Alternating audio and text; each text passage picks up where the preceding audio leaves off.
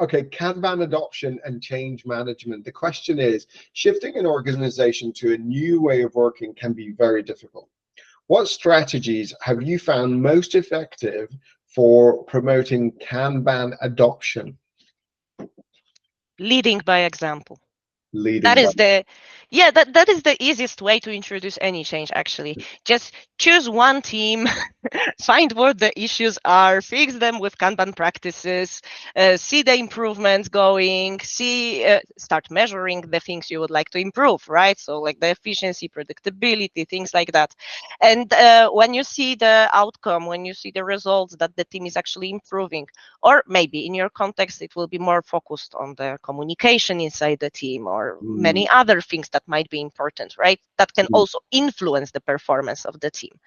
Then, well, when you have your first success with the first team, others are starting to looking at that. So other teams will start asking questions. Can we try it? Maybe it will help us as well. And also when the developers are happy, and they usually are like from my experience, every time I introduced any Kanban practices to the team, even into the Scrum team to improve their Scrum framework, mm. the developers were happy about it. So Kanban is developer friendly. It really is. It really is, isn't it? I found lots of people are take more to, and I keep wondering, is it because they don't have to worry about the cadence that comes with Scrum? They don't have to do the daily stand up. And a lot of them misconceptually, like they think that you don't have to plan when you're Yeah. using Kanban. You're like, no, you plan more when you're in Yes. Kanban. Yes. And you plan on demand, which is actually the most agile way you can plan, right? Absolutely. I agree. I completely agree. Yeah. It's not So about having one big plan, it's about actually loads of plans and constantly changing how, exactly. not constantly changing that plan, but you adapting. Constantly adjusting. Yeah. Yeah, Adjusting and adjusting, adapting. adapting it because you're finding out more information as you're actually doing the work, and you can, pivot if you need to, or continue. Hmm. And What? when developers are happy, they also tell other developers that, hey, we do Kanban. It's nice. It helped Yeah, us a lot. oh, brilliant. Yeah. It made our life easier. Like, for example, the WIP limits, they are the visualization as everything on the board. Yeah. So if you are limiting work in progress, this is the visualization of the team's capacity. Yeah. So you're just giving a strong signal, hey, this team can tackle 5 items at the same time and no more. If you give them 20, then Mm, be prepared, they will do 5, then the next 5, then the next 5, right? So this is a very valuable information also from the management and requirement prioritization point of view, and it protects the team from over pushing on them, right? yeah. Because it's not like we can always squeeze in another story, another requirement, another Yeah. thing. No, this is our capacity. If you And want to squeeze something in, take something out. And I know that Scrum is actually telling you the same thing, right? If you are adding something to the sprint, you should renegotiate the scope because something should probably be removed. However, do we really do that? No, Not rarely, always, yeah. if ever. Yeah, no, and the thing is, like, cognitively speaking, if you're working on something productivity wise, if you stop, take it out, and do something else, and then bring it back in the sprint after, you would have lost the momentum, the Yeah. flow of the thought process of how you were doing that solution, and that actually obviously impact your rate of sort of, what is it, your flow, your productivity. um so I think we've come to the end of our interview, and it's just been a joy. I've been smiling and laughing the whole time, and I've just thought about so many other follow-up questions that I'll have to pick your brain on later on at some point. Can you please tell me what is on your current continuous learning journey? Oh, well, right now, as I am working a lot with the Kanban teams that are supporting other teams, and I really like the name enabler teams. They are Mm, enabling the delivery. This is so nice. It has a nice sound to it. And this is actually something I took from the Team Topologies book that I'm reading right now. Great book. And yeah, I can recommend it to all of you.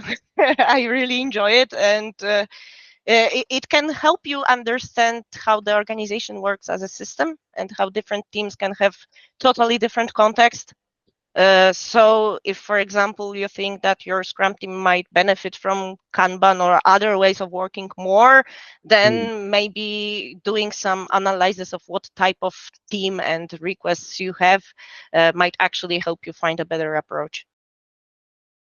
Fantastic. Thank you very much for that. Just a very quick summary then. So we basically looked at the challenges with large scale Scrum, and I think the one that I remember is be patient, roll it out to a smaller group, get the results or measure something so that you can sort of use that as a catalyst to move on. And then obviously the second question was around metrics and measurements in Kanban, and what I took from that was, don't just look at the obvious, which is how many user stories, how many epics you've completed.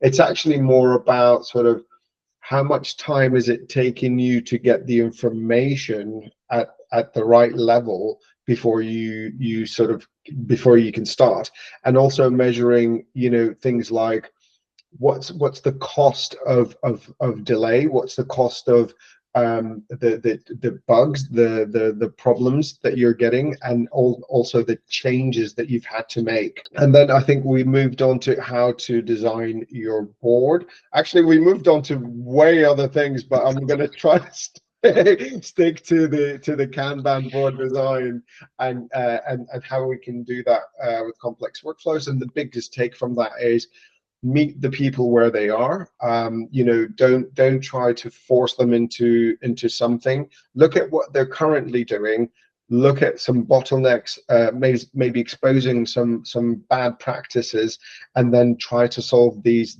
then give them a design.